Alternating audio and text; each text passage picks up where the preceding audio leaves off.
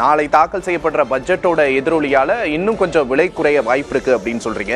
வெள்ளியோட நிலவரம் வரும் நாட்கள்ல எப்படி இருக்கும் திரு சாந்தகுமார்?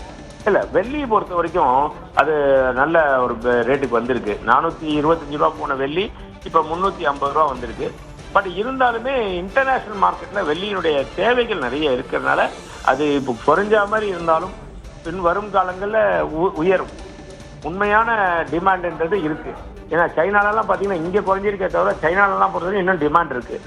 அதனால அது சர்வதேச அளவுல இன்னும் உயரும். தங்கத்துக்கு மாற்றான ஒரு நல்ல முதலீடா இப்போதைக்கு வெள்ளியை பார்க்கலாமா? கண்டிப்பா பார்க்கலாம். ஏன்னா தங்கத்தை விட அதிகமான ரிட்டர்ன்ஸ் கொடுத்திருக்கு கடந்த 3 வருஷமா. 2024 பாத்தீங்கன்னா 22% ரிட்டர்ன்ஸ். 2025 பார்த்தோம் அப்படின்னா 162% விலை உயர்ந்திருச்சு.